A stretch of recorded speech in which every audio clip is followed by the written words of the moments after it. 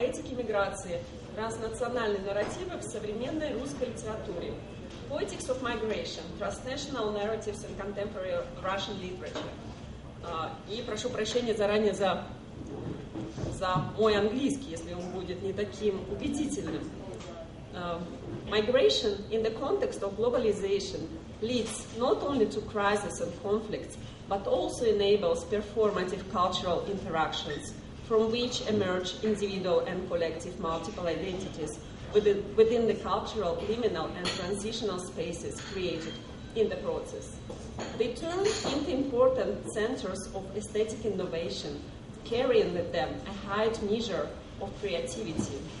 It is apparent that the literature arising from this has the task of being the medium for translation between cultures. It creates, as Baba envisaged it for translation, a liminal or third space between cultures in which a thoroughly conflicted negotiation of conceptions of reality, a struggle for understanding and for communication takes place, instead of serving as a bulwark against foreign influence and as an exclusive narrative of one's own, as in periods characterized by national literature. New research into transcultural aspects opposes this traditional understanding, it being also the understanding of migration literature that has long been dominant in literary studies, and considers migration literature as New World literature, which stands outside of the national literary canon and indeed brings it into question. Transcultural migration literature is a literature on the move, as a title of the Roman Studies scholar Otmar Ettes' 2001 study has it, which increase awareness of the in-between in literature and eludes national philological categorization. Contemporary migration literature continues that the diasporic discourse of existing between two worlds under new circumstances and demands a reconceptualization of the term migration. It has to be understood as a form of cultural translation that goes beyond international and social-cultural dynamics. It is a cultural performance that inscribes itself into its literature. The transcultural potential of intercultural literature that allows productive approach to the other is supplied by the mobility of the authors, contingent upon their biographies, whose life experience brings with them an intercultural capacity that is expressed in their texts. They use their potential with regard to the cultural difference they have experienced for their writings.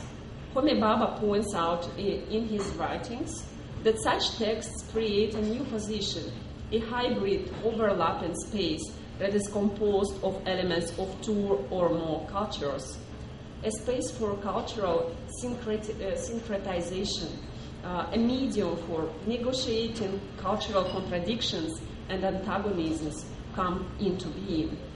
Yet, how do these transformations appear, which arise from the in-between existence when we, as I demonstrated in my study, Poetics of Migration, act, as Eva Hausbacher demonstrated in my study, act on the assumption that transcultural combination is not only a matter for migration texts, but also fundamentally defines the aesthetic for those texts. While occupied with this question, I have demonstrated that a differentiation of emigration from migration is conducive to describing aesthetic criteria for transnational migration literature and makes the amelioration of national narrative patterns visible. Migration, according to my thesis, brings it with a different quality of emigration. Subjacent to the terminology of this conference, I would like to speak of a narrative paradigm of closedness, where, conversely, migration is to be designated as openness. This other quality in narrative structures can be demonstrated with the aid of postcolonial narrative theory. A transfer of theory that no longer binds postcolonialism to territorial possession, in my opinion, enables a creative discussion of the potential effects of transnational migration literature and make cultural hybridization processes able to be described as literary productions. The application of concepts and elements of post-colonial debate on migration literature, in my opinion, is particularly productive as the key categories of migration literature, namely cultural identity, otherness, hybridity, are also discussed as a central theme in post-colonial studies. The very repudiation of essentialist constructions of identity and culture and emphasis on the performative aspect in framing post-colonial studies offer a possibility of bringing a discussion about migration literature away from its attribution as a niche study of ethnicity. Simultaneously, however, one must critically point out any possible problematical idealization of migration in the theoretical positioning of post-colonial studies. This differentiation of emigration from migration necessitates terminological precision. In her essay, this is a German name, really long and difficult to read. Well, in her, except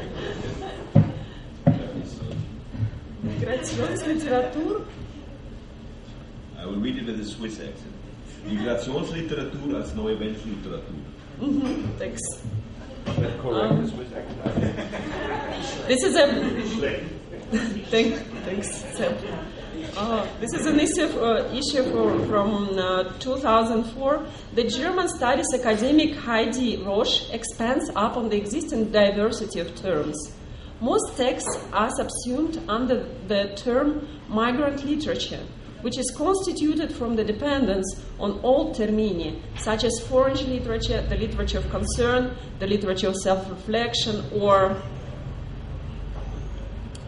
migrant worker literature, which realistically depicts experiences of migration and above all serve as a means of cultural transfer. What is important for the Russian context in particular is the dissociation from classical immigration and exile literature respectively, which play a significant role in many European literatures in the 20th century.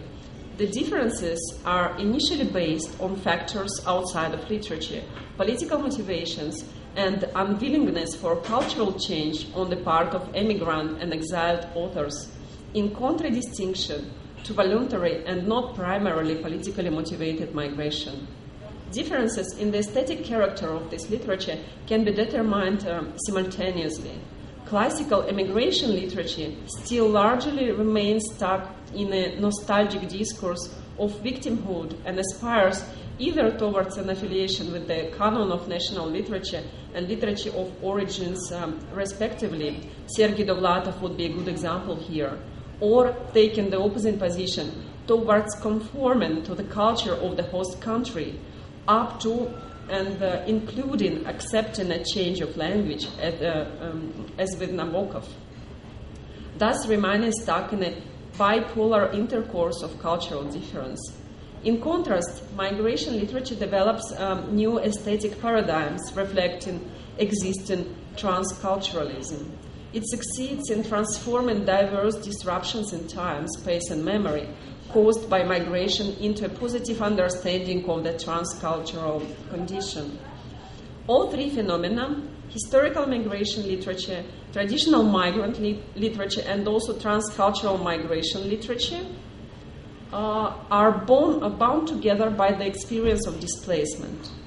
In contrast to the immigrants who are cut off from their homeland and migrants who have been touched by the loss of their homeland, there is another group whom we term transcultural migrants, who understand how to oscillate between cultures. Both Stuart Hall and Homi Bhabha term them translators, who intervene against hegemonic forms of representation